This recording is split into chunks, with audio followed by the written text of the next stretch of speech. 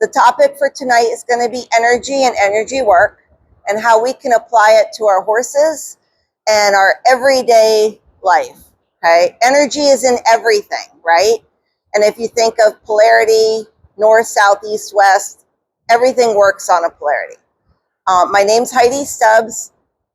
In a former lifetime, my very first career was a veterinarian. I had a practice in North Carolina where I specialized in feet. I specialized in navicular and founder in particular.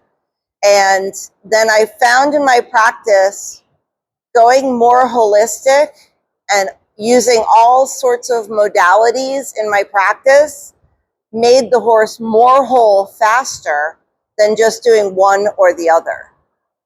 So I was pretty much 90% holistic by the time I left my practice. And that was in probably 2001. Then I became a deputy sheriff for Miami-Dade, and I was a deputy sheriff for a long time, 13 years. I had a major injury. I was paralyzed for 3 years. And a lot of the modalities that I used in my vet practice long ago, I brought forward using with conventional medicine, and I just started riding again last year. So the biggest thing with horses is there's no placebo effect. What you do on them either works or it doesn't work. And that's what I love so much about natural medicine or holistic medicine is right away they'll tell you, I don't want it, or yeah, give me more. That's an energy response, okay? If you believe in the aura, I do have an aura camera for people, and I'm looking to get that adjusted now for an aura camera for animals. So we can see maybe how far their energy goes, and if they're sick, how little energy they have, maybe if they have more up front, more down low, but honestly, you can feel it. All the camera is going to do is solidify what you already know by going over the horse's body with your hands, okay? And that's what we want to go over tonight.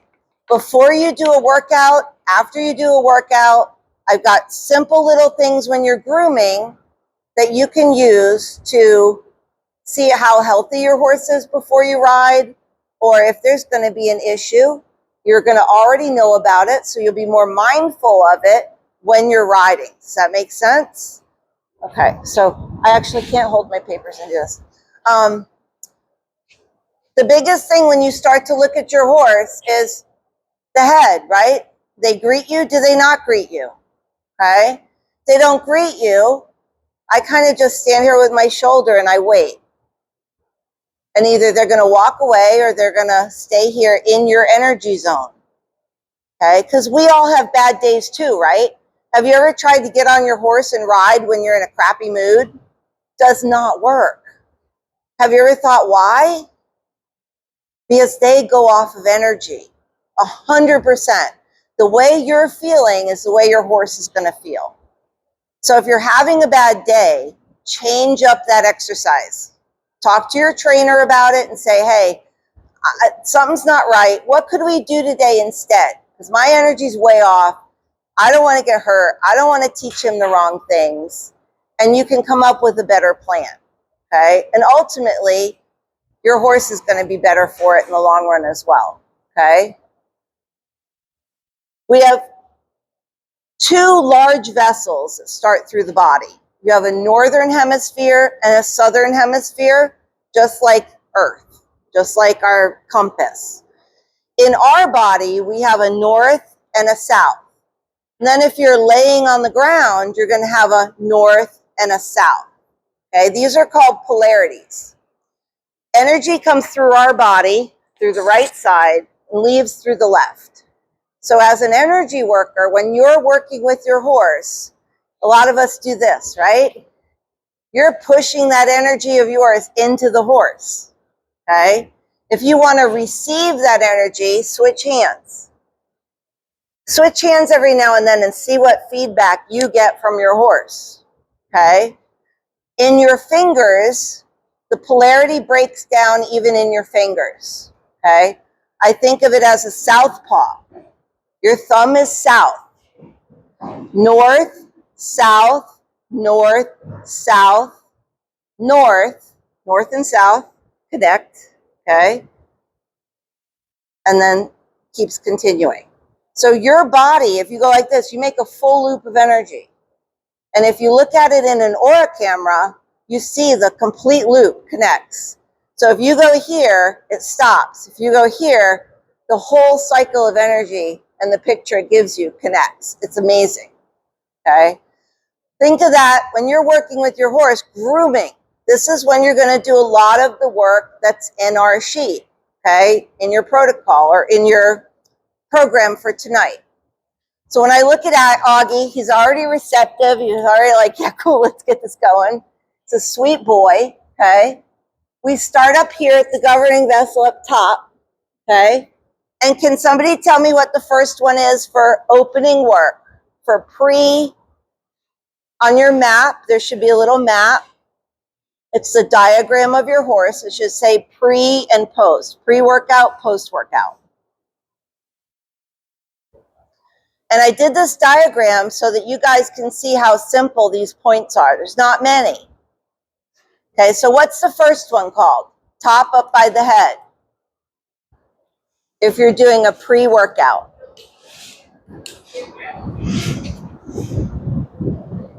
Okay, the toppest one would be large intestine 16. Okay. So we work front to bottom, front to back, top to bottom. So the one closest to his head, I'm sorry, is going to be large intestine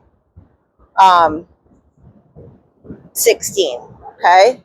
So we go through there. Now your governing vessel and conception vessel run along the top and the bottom. So when we come through, we take our right hand, because that's the pushing energy, right?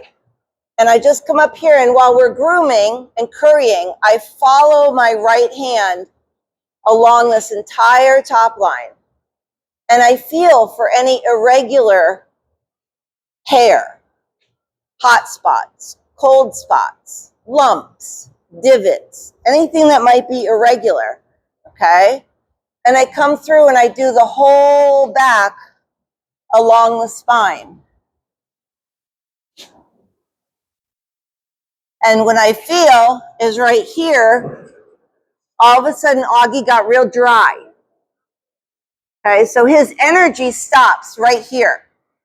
And it's funny because it's actually behind the driving force of the body.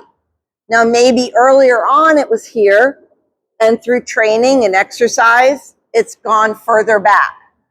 So further back energy is going to be more your butt muscles instead of back muscles, okay? So this tells me right now that he is learning how to really use his butt and get it up and under him because it's tired. Does that make sense? So when I come through and I do opening work, you're going to do it on both sides. You're basically just running your hand down the entire top line, all the way down to the back of the foot, okay? And you do that a series of 3 or 4 times. And you're going to notice they're going to kind of like wake up, okay? Then when you get to grooming, your first point on your chart, so I'm in the right spot with you guys, okay? It's going to be in this groove right here. Here or right in here, okay? And what you're looking for is going to be a reaction or no reaction. Okay, so what polarity would this spot be on a horizon of your horse? If you broke his body in half right here, north. So what fingers would you use predominantly? North. South paw, north paw. Okay, so I can come in with my thumb and just kind of feel around. And it's really balanced. There's no bubble. There's no depression. And his reaction is like, oh, yeah, hi. Okay. If they pin their ears, there's something more going on with maybe a shoulder muscle or the thoracic sling, or even it's connected to the knee. It can go further down, okay? So it might be, hey, let's take it easy that day, or let's have a body session work that day. But this is a huge pre-workout. And if you look up what this is in charge of, I wrote it down for you on that sheet. It's all connected. Large intestine 16, and then what the large intestine meridian is responsible for, you can connect the dots with your own horse. It's like putting together a puzzle. It's kind of fun. Okay, so that's going to be your first one. Your next one is going to be, I go up bladder 17. Okay, it's going to kind of be like right in the very front of where your pelvis would be. Okay, and it's going to be down on the side. It's not up here. It's down on the sides, down in here, okay? And when I feel there, no reaction, he's happy, right? So for your pre-workout assessment, there's no issues here, okay? Your intention is everything as well. Do you have to get these marks exact? No. Can you run over the area? Yes. Okay. All about energy work in Chinese medicine and all the therapies we do. Your intention is a big thing. If your intention is to feel and absorb, if there's any problem here, they feed back that energy to you. Okay. So he's good there. Our next one, we're going to come down the front end, conception vessel 17. Okay, so when I said the governing vessel is up top through the whole top line, you have your conception vessel, which runs right here, middle, underneath your horse, all the way forward, all the way up. Okay, so in your opening work as well, you can take your sending energy hand and let's wake him up. Right? How are we doing? Are we grumpy? Oh, do you see his eye just go, oh, okay? So you're looking for those reactions. You're looking for a girthy horse. You're looking for any soreness. Now, Augie just told me right there, these muscles are a little tired. Little indicators like that. Because I sent energy here, I came up here, and see how he goes into it? He wants some massage there. He wants some workout there. Does that make sense? So when you see your horse, you know your horse. When you see your horse moving into your energy hand, they want you to do something with it. So stick there for a minute and just give him a little rub down, say hi, use a little liniment if you want to, and then see how he just kind of looks at you and goes, thank you. And it doesn't need to be an hour. It can be 5 minutes or literally 15 seconds where you've just addressed a little issue where he talked to you and you talked back and listened. That also creates what? A huge relationship on the ground with your horse of trust. You heard them.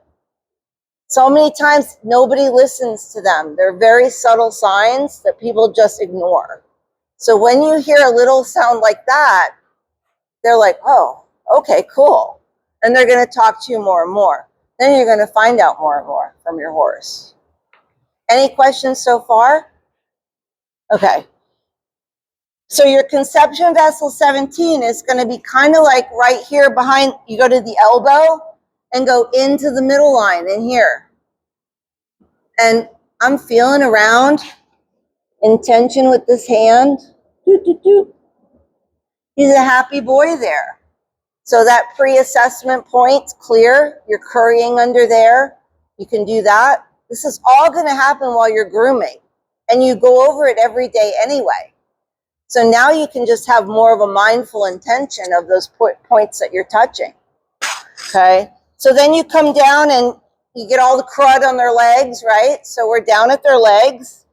Triple heater. Okay. You're going to come here. It's right in the middle of the bone, right in here. So all of this in here You can go like this and like this because you're currying it anyway. If it's reactive, ask yourself, oh, that's one of those points. Why is he reactive there? Let's explore this, okay? No reaction, he's good to go. Your next one's going to be pericardium 6.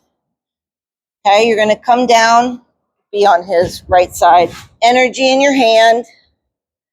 Oh, we have a little reaction there. Okay, now is it because he wants to pick his foot up? So let me come in and double check. So now I'm going to stand in an awkward position where we don't pick his feet up. And I'm not going to touch up here. And I'm just going to come right to it. And there's a little, So that could just be some tiredness in here. Because what is supporting this is up here.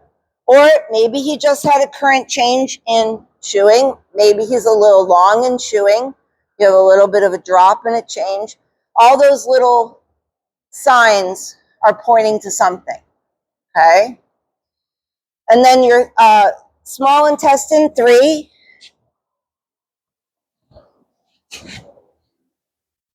Going to be right in here.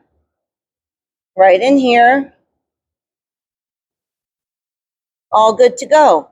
Okay? So the only thing I'm thinking of is we've got a little bit of tiredness up front, or right here. We have a little tiredness in the neck, okay? So then we move on. Now we go to the back end, and there's only 2 simple points at the back end. And you're currying and brushing and grooming there anyway. So you're there, okay? You have stomach 36 and bladder 60. Your stomach 36, you come down, and it's right along here, okay? Inside here, in the front. It's going to be in this area right here for you guys, okay? Now, as I'm feeling here, he's looking, he's thinking, he's got his, what are you doing back there? Eyes and ears, see? A little bit of a, what are we doing? You expecting me to do something? No. No reaction, okay? Come over here, make sure it's the same. No reaction, okay? So we're good. Bladder 60. It's going to be in the back of the hock. Right on the inside, okay? Right here. Check it with our intention hand. Now what I feel on him here is no pain, but it's a little thicker than normal. So there's like a little bubble. So in Chinese medicine, when you have either a depression or a bubble, that's telling me that there's a little bit of an irregularity in qi, in energy on that whole meridian, okay? So if you look at your bladder meridian, okay, on your sheet, I have on there bladder meridian. Your bladder meridian is going to be it touches every single other meridian. All meridians come off of your bladder meridian, okay? So now you ask yourself, what could that be connecting to? And what do you think if you look at your chart here and you look up bladder 60, what would be the connection with what we just did with his assessment from all the way from the front to the back? If that bladder 60 is having too much energy, think of it like a hose and you turn the water faucet way on and now it's building and building and building and it stops right here. That's what we have at bladder 60. So we have a lot of this. Looking at what our bladder 60, our point belongs to, and how he's reacted to our warm-up session, what do you think it could be possibly connected to? Exactly. We're right to cervical, okay? So it has nothing to do with the hock. Nothing at all. So you just keep these little notes in the back of your brain. Doesn't mean he has, oh my God, cervical issue, or he's got a neck out, or his head's on crooked. Just mean maybe he's a little sore. Maybe he got a twitch in his neck or woke up the wrong way. When you're going to ride, go, you can give some forgiveness because now you know, oh, maybe something's going on cervically. So let's do something that's not going to crank you down in the head so much today. Let's do some long and low. Let's do this. Let's do that. You can tailor your ride to what you find in your pre-assessment. Does that make sense? So for him, the biggest thing would be a little bit of cervical today. And what's so cool about these animals is every day it could be different. Doesn't have to be the same. Okay, so then you go ride and you come back and you're cooling them out and you flip over your chart and you've got your post performance. So looking at pre and post, what do you see as some two differences? What's that? Oh, sorry. There are less points, okay? Does start in a different spot. Why would it start in a different spot? Why would it start with stomach 2?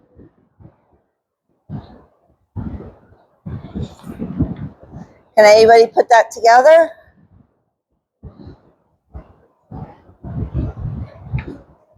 If you look at stomach 2 for your post performance, okay?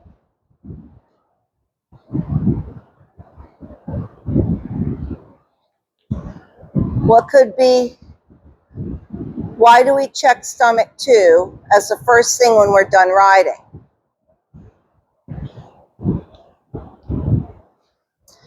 Does anything with you when you work your body fall asleep? Sometimes when I'm cleaning a stall and using a pitchfork, my hand falls asleep. The nerves in my hand just fall asleep. Stomach 2 can also, you can find paralysis from the bit. If stomach 2 is reactive when you do your post-workout, it's telling you that you could have some type of bridle issue, okay? That's the biggest thing I find. Out of everything else, it would be the facial paralysis.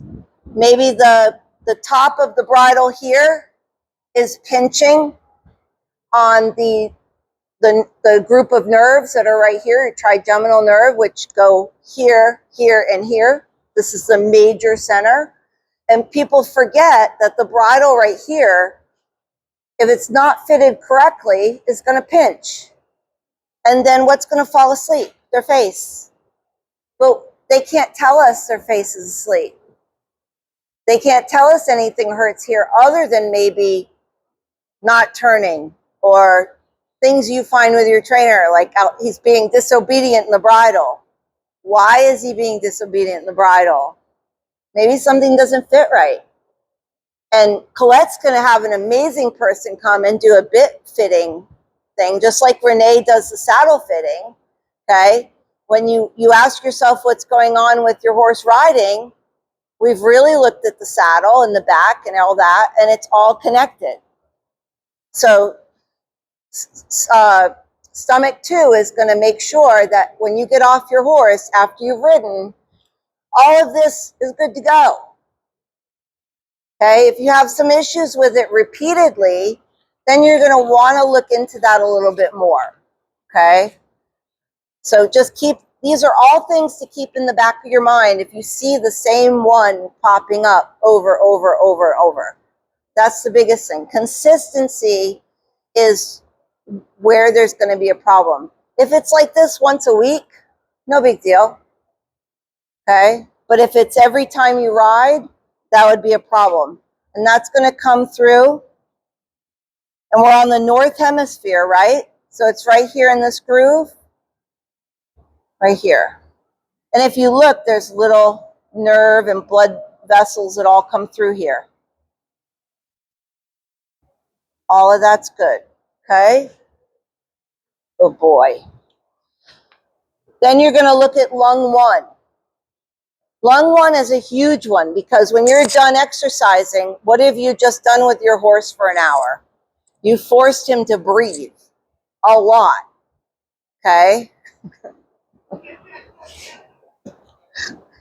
So when you come in here, the point of the shoulder, and come on the outside. There's this little divot right here, okay? And if you just put your hand in this divot and press, you should have no reaction. If there is a consistent reaction, you can go to your page, look up what your lung 1 is responsible for and your lung meridian, and that can give you some ideas if it's consistent to point in the right direction. This will always go off on a horse who has heaves. Always. Horse that has asthma, heaves, anything like that.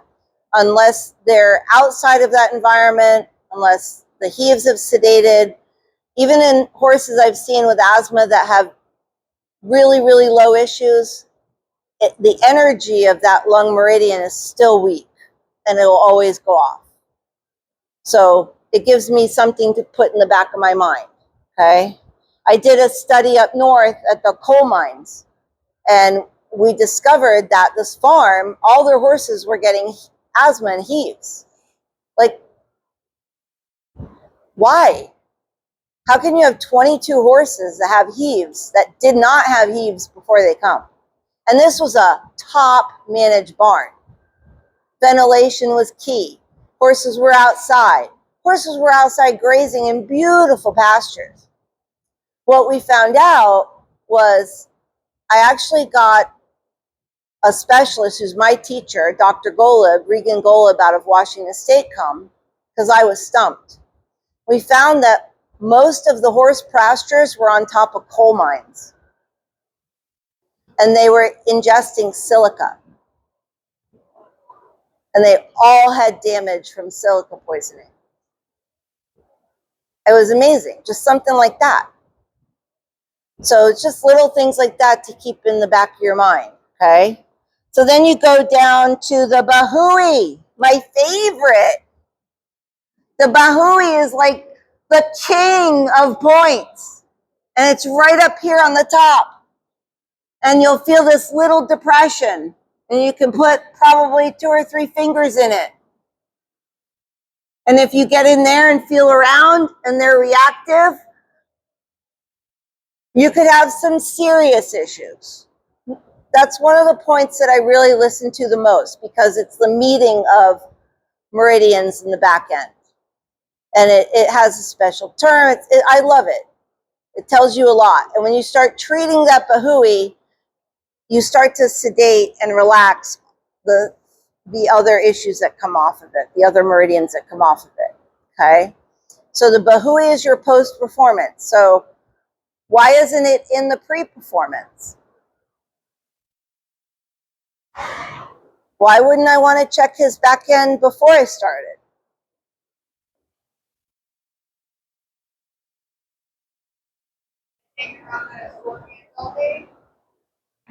For a certain degree, they're relaxed, they haven't used it. Exactly. So we check the Bahui because it's been worked. Don't you side-eye me. Okay? You want the energy into that area, and then you evaluate the energy that came into that acupuncture point. Okay? When you evaluate the energy that's in the meridian, and remember that hose? We get the hose going and the energy flowing. Same with the Bahui. When they get a good workout, that's when all that blood flow is going to get up there. That's when those muscles are warm and heated. Then you're going to be able to get a real response of what's going on at that one point. Sometimes I'll take a horse out and just trot him around on a line for 20, 30 seconds just to get him some blood flow. Then I come back in and see where the blood flow stops, where that energy stops. You can do it here cold turkey. It's just a lot harder. Okay. Then you come and you go to large intestine 4, which we did, and stomach 36 and bladder 60. Okay. So there's not much difference between pre and post, except for a couple biggies. Okay. And then on your sheet, I've broken it all down for you, what those meridians are responsible for, what they do, and then the specific ones, kind of what they govern. All right? And it's just really, really easy to incorporate into your grooming and your cool down. Even when you're hosing them down, you can just run your hands down them and feel.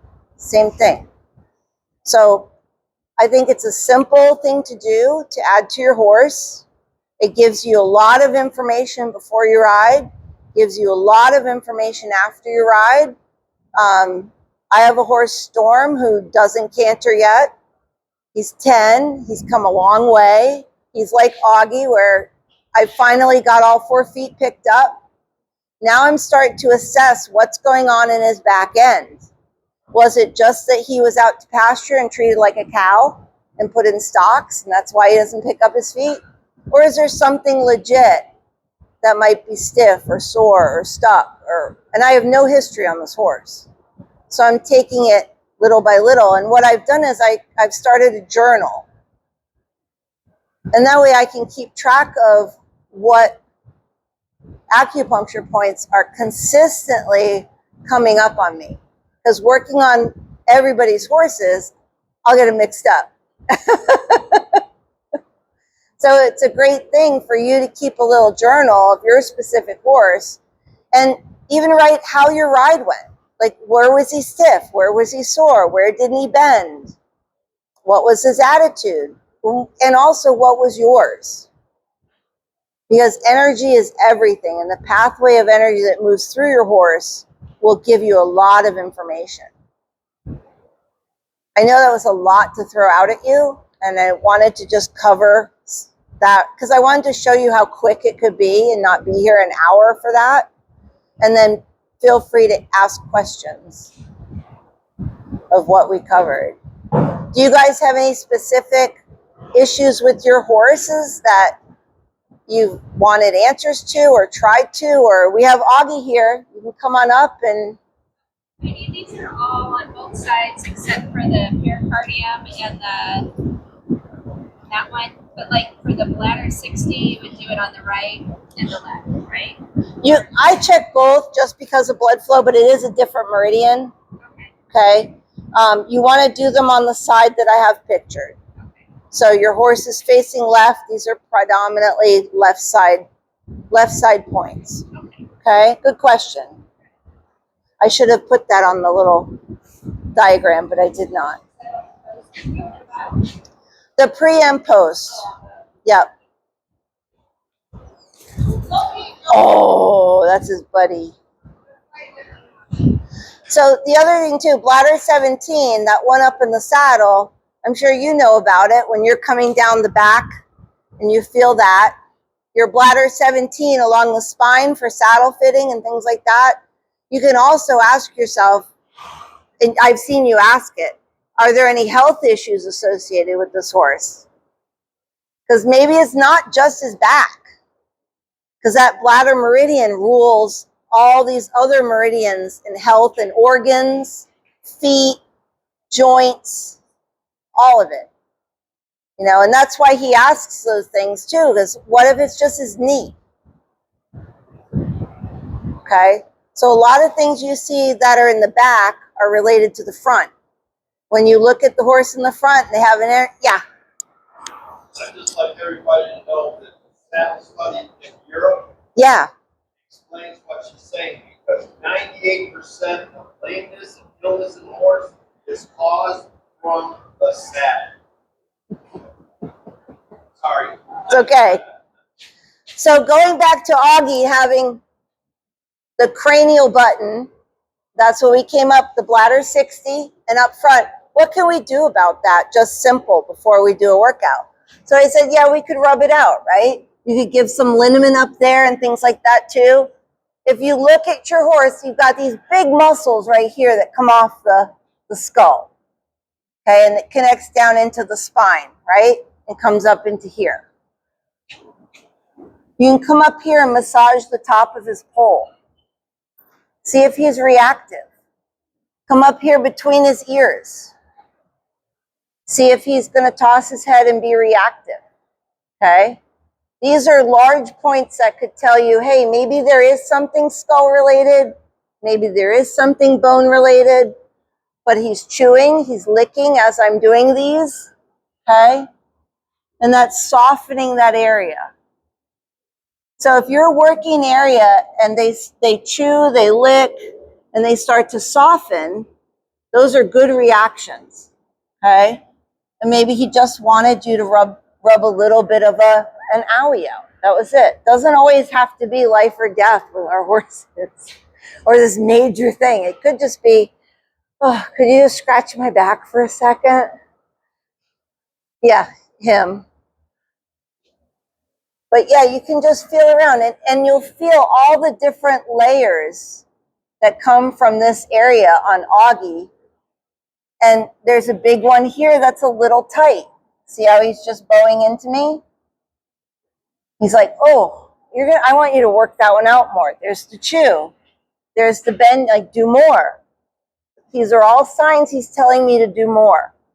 So this is going to be a deep tissue massage area for him to tell, because he's telling me, yeah, this is the spot. This is the spot. If it doesn't clear up and it's consistent with being tight, then you can look at other modalities like the red light therapy, the MagnaWave therapy, all of that stuff. I'm sure that this would just be going like this right now. But there's a lot you can do with your own hands and energy to clear up all of these simple tightness, soreness. It's just we have to listen to them because they'll always tell you. Yeah. So I noticed that sometimes when I'm like very angry, he'll kind of move to exactly where he wants me to hurry him. Yeah. So is that him wanting me to hurry there or avoiding other areas? He wants you there. He's moving into your energy zone, but he wants you deeper. So the curry is hitting the fascia, getting that blood flow, the circulation to the area that might be tired, sore, overworked, something like that. So what he wants you to do is put the curry down, get in there. Well, I kind of go in there. Yep. Hurry. Yep. And get in there with your hand instead of using something because your hands have heat. Okay. And that friction, when you go like this, like that warmth is healing. And your energy. You're sending that energy into that area to get the blood flow. And you'll see sometimes you'll work on the horse and all of a sudden all their veins will pop out. And you're only working one little area like this, but the vein in the whole area starts to pop out. Okay, it's because you're sending your heat in there, energy in there, okay? The only thing that's hard to do, and when you get more advanced in energy work, you want to think about the feedback that they're sending you, okay? Sometimes horses that are very sick can send you that sick feedback back. So like if I work on a horse that has stomach ulcers, I feel like crap when I'm done, okay? And I try to do like you imagine this white light and the energy and you try to create a barrier and you meditate. Like I have some meditation techniques I do before I even come here to allow the energy to pass through me and not get stuck. But sometimes when you have an animal that's really sick, it builds up and you can't get it out enough. So if you ever feel lightheaded after, if you ever feel like you have a stomach ache, headache, you're picking up that energy of your horse. They have a headache. They have a stomach ache. I've had jaw pain from working on a horse's head. And I didn't even know that he had horrible teeth until I started getting into the acupuncture points that were telling me mouth, mouth, mouth. Okay? So if you ever feel that way, just do a silent meditation yourself and see all of that stuff leaving your body. Create the energy within yourself and say, you need to go, need to go. Sit and relax and just visualize getting rid of that feeling. And you'll start to get better. Okay, you'll start to feel better. That happened here. That happened here to me, and I just was like, whoo! By the end of the session, it wasn't being dehydrated. It wasn't anything. It's how much energy you're putting in the horse you're forgetting to bring it back in. So you drain yourself and you lower your energy immunity level, and you can't fight sometimes what's coming in. So you just have to be aware of that if you're working on really sick animal. Okay, because energy can mess you up or it can make you better. Any other questions? On these pages, I saw the alarm points, master points, and identification points. Is that not something we're addressing? Well, when you're working on them, that's a good thing to talk about. So when you talk about the alarm points, if they do go off, and a couple of them on here are associated to alarm, master, and tonification points. Alarm point is just, hey, if this keeps coming up, that's a bell that's ringing in your face. So if liver is constantly coming up, liver is associated with skin. You're having horses constantly having skin issues, anger issues, fighting with you all the time, hypersensitive, hyperreactive, constantly, and your alarm point isn't quieting down, you need to look at what you need to do to help support the organ itself. Now, maybe that's a detox. Maybe it's you want to get with your vet, talk about what can I do to help support this. For an example, I had an over-vaccinated horse. It was vaccinosis that was causing the alarm point. Another one was a simple toxicity of mold in the hay. And they didn't know they were feeding moldy hay. And this point kept going off. And I said, something's triggering your horse's liver and he can't process it. You've got to look at the environment. You've got to look at what your feeding program is, look at what you're giving him, check your water. What is he consuming? What's going in his body that he can't handle? And just like people, there's certain things we can't handle ourselves. So then our liver overreacts, can't process anything, and then we have bad skin. In humans, it would be an alcoholic. Have you ever seen somebody who drinks have perfectly clear skin? No, because their liver organ is just working way too hard and they can't process it. Okay, so that's what you're mindful with your alarm points. Your master points, they kind of govern a section of the horse. So if master points keep going off and it's saying head, back, foot, things like that, start looking at that. Let's take the foot, for example, a master point for the foot. If I keep getting navicular, founder, navicular, founder, and it doesn't clear up, I get with the farrier and say, look, I think something's going on there that's stressing him out, and can we do something to support him better? Doesn't mean the farrier's messing up. It doesn't mean any of that. It could be something very basic, okay? And then it could be extreme. The horse foundered, and we missed it. Maybe they were gone a month, he foundered, now he's walking okay, but you see the ring in the foot, but you don't see any lameness. Could only be a 1 degree rotation or even under that, but that's still going to show up in his energy pathway in that meridian. Okay, and it's not going to clear up. And you said that, it triggered in my head. Can a barrier set that off also by the bad angle of the foot? Exactly. It can be created. Okay, so you want to watch that. If all of a sudden you got your horse and he never had foot issues, all of a sudden he's having foot issues, but he's not showing up lame, but that point keeps going off, or the points consistently go to laminitis, founder. You'll be like, maybe something changed in his angle that's stressing him out. Okay? It's all little signals and precursors, and it's like watching a puzzle. And I've found it so amazing and interesting. I've loved it because it's subtle. It's very subtle. and it's consistent. But then when it's not consistent and you have a good horse, it's amazing. Okay? Your tonification points. Those are basically sedation points. Okay? Here you go.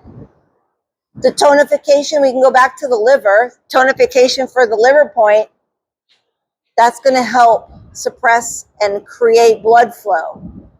Even out that entire hose. Get rid of the kinks in the hose. Usually where the kink is in a meridian line is going to be at the tonification point. Because they can't sedate that line because it's blocked. Okay? Does that help you with understanding what those 3 big points of acupuncture are? These points are something that a vet or someone like you would need to know what to do with. Well, when you find, let's say the bubble we talked about earlier, if you have a point that's raised, hot, so that you can use your south paw, north paw, whichever, where it is in the hemisphere, and you can go clockwise or counterclockwise, okay? Clockwise is increasing that energy. You're speeding up time. You're getting blood flowing. So if that point's depressed and not active, you want to do it clockwise because you're getting blood into that area. You're getting chi into that area. If it's bubbled and hyperactive, you want to counterclockwise that motion, and that's going to sedate it. It's going to slow it down. It's going to disperse it. Okay? Does that help you with that? So yeah, there's sometimes I get on a one-track theory, and I meant to go over that, so thank you for covering that. So that's just the basics of how you can use your hands to help your horse. And there are so many acupuncture points on the horse that when you're feeling his body and you get to know them consistently, you know, like if you're just hanging out in here and you're like, oh, that feels different than yesterday. Go ahead. If it's popping out, sedate it. If it's depressed, go ahead and stimulate it. It doesn't take but a minute, 30 seconds to a minute for you to have a reaction with that individual acupuncture point. And I always encourage as many of my clients as possible to, I think it's there's a really good equine acupuncture book you can get, or order like one of the diagrams online on Amazon that has just all of the meridian points. And you can just have that in front of you and be like, wow, I want to go here today. Let's see what's going on with our stomach meridian. It's a great thing to learn with your horse, and see where their actual health is and see it change throughout the time you have them. Okay? Anything else? No. Well, I hope you guys learned some stuff. Yeah? Okay. Thank you. Thank you, Augie.